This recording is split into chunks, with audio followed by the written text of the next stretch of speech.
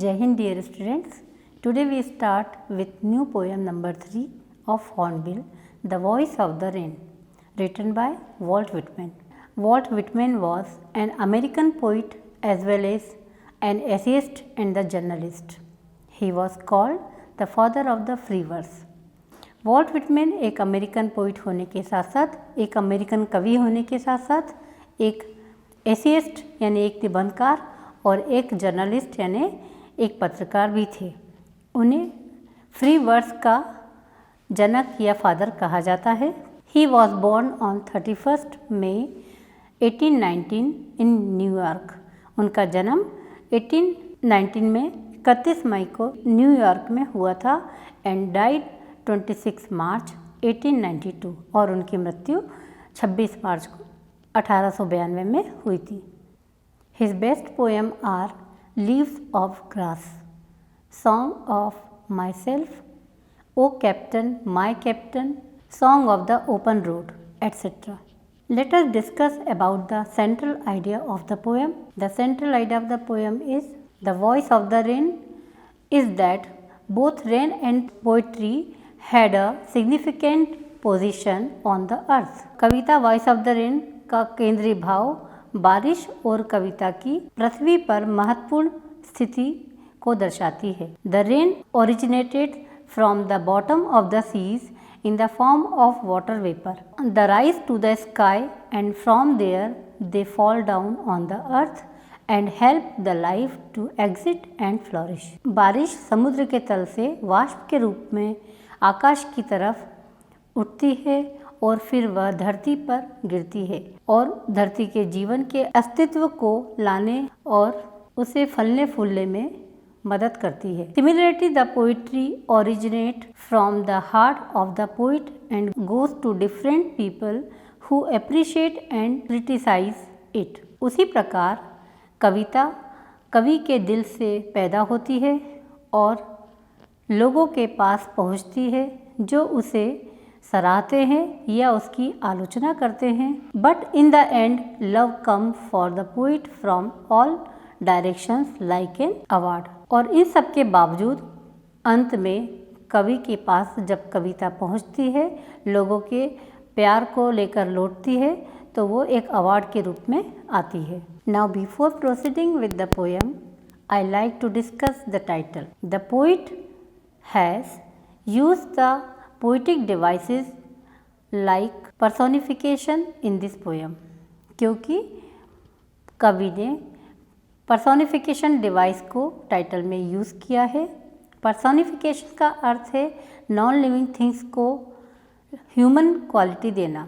जब पोइट कह रहे हैं वॉइस ऑफ द रेन, तो एक्चुअल में वॉइस ह्यूमन बीइंग की होती है, रेन की केवल साउंड होती है. पर पोएम में पोइट कह रहे हैं बारिश कुछ बोल रही है, उसकी वॉइस है और इस प्रकार पोइट बारिश को पर्सोनिफाई कर रहे हैं. This poem is conversation between poet and rain. इस कविता में कवि और वर्षा की बातचीत दर्शाई गई है. पोइट ने इस पोएम में वाटर साइकिल को एक बहुत ही इंटरेस्टिंग पोइट वे में प्रेजेंट किया है. Let's start the poem. First I will recite the poem and after that I will explain line by line. But before start the poem, at first have a look at these picture.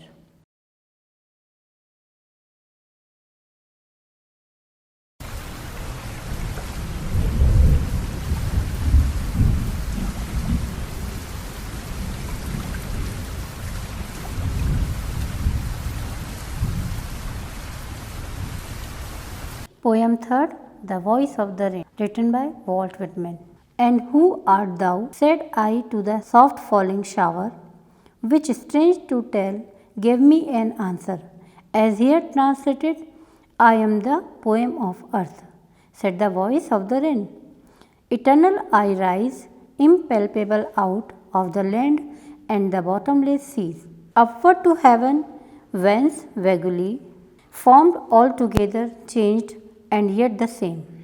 I descend to lave the drought atomies dust layer of the globe, and all that in them without me were seeds only latent unborn. and forever by day and night I give back life to my own origin and make pure and beautify it. For song issuing from its birthplace after fulfillment wandering, ragged or unragged duly with love returns. Poem की first stanza में and who art thou said I to the soft falling shower. Art का meaning होता है ARE, thou का meaning होता है you. Both words are old fashion word. Said I यहाँ पे पोइट के लिए यूज़ किया गया है to the soft falling shower. Soft falling shower मतलब वर्षा की हल्की बौछार। And who are you said I to the soft falling shower. Poet ने उस वर्षा की फुहार से कहा तुम कौन हो। Which strange to tell give me an answer as here translated. और पोइट कहते हैं कि which strange to tell me, मुझे हैरानी हुई, गिव मी एन आंसर, मुझे जवाब मिला, एज हियर ट्रांसलेटेड, और वो जवाब मैं आपसे ट्रांसलेट करता हूँ कि what's rain's answer. I am the poem of earth said the voice of the rain. उस आवाज़ ने कहा कि मैं धरती की कविता हूँ। यहाँ पे I am the poem, I word rain के लिए यूज़ किया गया है। Said the voice of the rain, rain की वॉइस ने कहा मैं धरती की कविता हूँ। Eternal I rise impalpable out of the land and the bottomless sea. सदियों से मैं राइज हो रही हूँ, impalpable out of the land, धरती से या बॉटमलेस सी से मैं राइज हो रही हूँ, ऊपर की तरफ उठ रही हूँ। इम्पेल्पेबल हूँ यानी कैन नॉट टच, कोई मुझे महसूस नहीं कर सकता क्योंकि मैं वेपर के रूप में हूँ। तो इस फर्स्ट स्टेंजा में the poet asked the soft falling shower who are you, तुम कौन हो। To which the rain replied a stranger to state manner.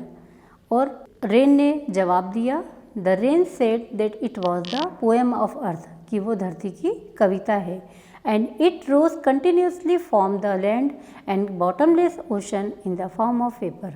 और वो निरंतर धरती से या बॉटमलेस सी से ऊपर की तरफ, आकाश की तरफ वेपर के रूप में रोज होती है, मतलब उठती है। Second stanza, upward to heaven whence vaguely formed altogether change and yet the same.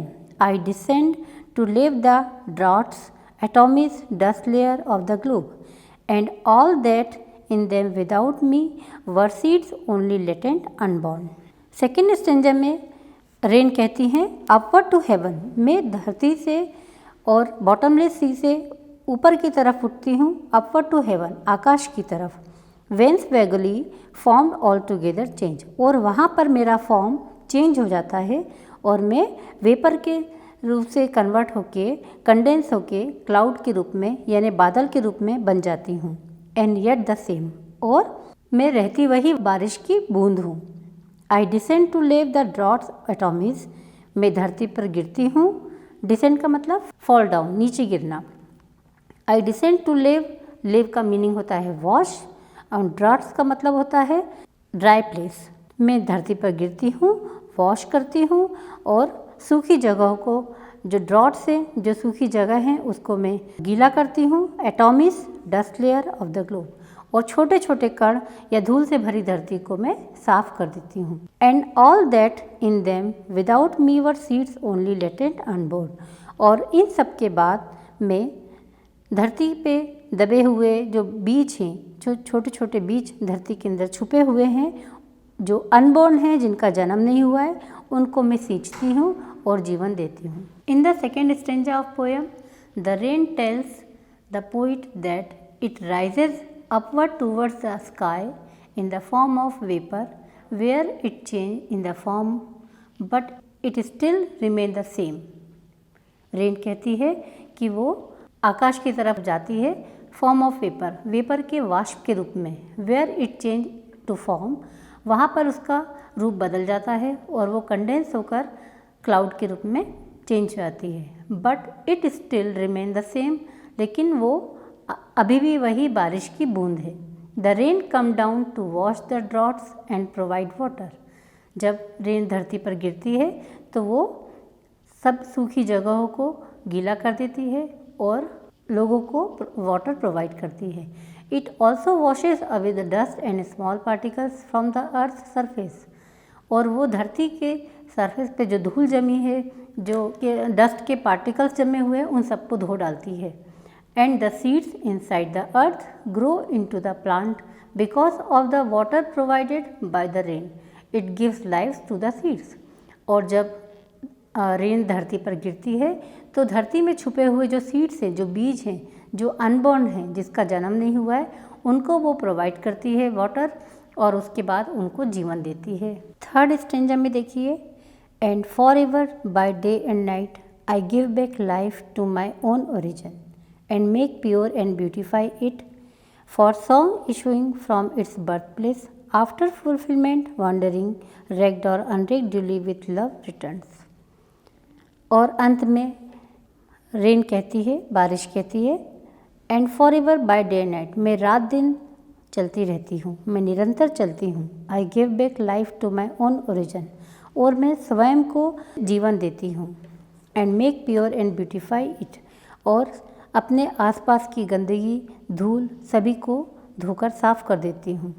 For song issuing from birth place after fulfilment wandering, यहाँ पर पोइट रेन से कंपेयर कर रहे हैं सॉन्ग को, और वो कह रहे हैं कि जिस तरह सॉन्ग उठता है अपने बर्थ प्लेस से, सॉन्ग का बर्थ प्लेस सिंगर होता है जिसके दिल से वो निकलता है, और सब जगह अपना परफॉर्मेंस देने के बाद जब वो अंत में लौटकर अपने बर्थ प्लेस पर वापस आता है तो वो उसके लिए एक रिवार्ड होता है। वो परवाह नहीं करता कि लोग उसे सराहें या ना सराहें, वो अपने गीत को गाता है और लोगों के प्यार को इकट्ठा करके वापस कवि के दिल में समा जाता है। तो यहाँ पर उन्होंने कंपेयर किया है रेन को, जिस तरह से रेन धरती पे गिरती है, वो पानी बह के समुद्र में मिलता है, और सूरज की गर्मी के पाकर वो पानी जब एवोपरेट होता है और आसमान में जाकर जब वो कंडेंस होता है और वापस धरती पर गिरता है, तो ये प्रोसेस जब चलती है तो रेन अपने इस प्रोसेस से खुद को जीवन देती है, चाहे कोई उसे पसंद करे या ना करे, पर वो अपने कार्य को, अपनी ड्यूटी को पूरी तरह से निभाती है। In the third stanza of poem, recked और unrecked means whether cared for, it does not affect the rain and nor the poet if someone listen to the rain और पोइट। इससे न रेन को कोई फर्क पड़ता है ना पोइट को। The rain says that by day and night it provide life. Rain कहती है कि मैं रात दिन खुद को जीवन देती हूँ। And water to the place from where it originated, the rain keeps beauty and purify of the earth by preparing a life cycle for itself again. और वो अपने आप को जीवन देती है, धरती को सुंदर बनाती है, उसको प्योर करती है और अपने इस लाइफ साइकिल को निरंतर रखती है। तो आइए बच्चों, अब हम इस पोएम की वर्ड मीनिंग को देखते हैं। इस पोएम की वर्ड मीनिंग है आर्ट, ART, आर्ट। ये ओल्ड फैशन वर्ड है जिसका मीनिंग होता है ARER। THOU, दाओ, ये भी ओल्ड फैशन वर्ड है जिसका मीनिंग होता है YOUU। Eternal, never ending. Impalpable, which can not be described. Whence, old fashion word है जिसका मीनिंग होता है वेयर। वैगली यानी नॉट क्लियरली। डिसेंड यानी कम डाउन। लेव यानी वॉश। एटॉमिस यानी small particles of dust. Latent यानी हिडन। इस पोएम में जो डिवाइसेस यूज किए गए हैं उसके बारे में हम जानते हैं। ये पोएम राइमलेस है, इसे फ्री वर्स में लिखा गया है। पहला डिवाइस पर्सोनिफिकेशन है। Poet use non living things as a living things in poem. जैसे पोएम की इस लाइन को देखते हैं, I am the poem of earth said the voice of the rain. Poem of earth, जहाँ पे आई जो है वो पर्सोनिफाई किया गया है रेन के लिए। सेकेंड डिवाइस है मेटाफोर। कंपेरिजन, मेटाफोर का अर्थ होता है कंपैरिजन बिटवीन थिंग्स, जब किसी चीज़ से कंपेयर किया जाता है। तो यहाँ पोएम की लाइन में देखिए, रेन कह रही है आई एम द पोएम ऑफ अर्थ, वो स्वयं को अर्थ की कविता से कंपेयर कर रही है। तीसरा डिवाइस है एनाफोर। जब पोएम की लाइन एंड से शुरू होती है तो हम उसे कहते हैं एनाफोर, जिसे हम पोएम की कुछ लाइनों में देख सकते हैं। And who art thou said I the soft falling shower, दूसरा है and all that in them without me were seeds only latent unborn. इस तरह आगे भी देखा जा सकता है। कॉन्सोनेंस, कॉन्सोनेंस का अर्थ होता है कॉन्सोनेंट साउंड का लगातार आना। जैसे पोएम की लाइन में हम देख सकते हैं, I descend to leave the droughts atomies dust layer of the globe, जिसमें डी का साउंड बार बार रिपीट हो रहा है। इसी तरह अगली लाइन में हम देख सकते हैं, and all that in them without me were seeds only latent unborn, जिसमें द का साउंड टीएच द का साउंड बार बार रिपीट हो रहा है। अगला डिवाइस है एलिट्रेशन। एलिट्रेशन में देखिए, एलिट्रेशन का अर्थ होता है किसी भी कॉन्सोनेंट वर्ड का बार बार पोएम की लाइन में रिपीट होना। I descend to leave the droughts atomic dust layer of globe, जिसमें डी कॉन्सोनेंट वर्ड बार बार रिपीट हो रहा है। आइए बच्चों, हम पोएम की समरी को देखते हैं।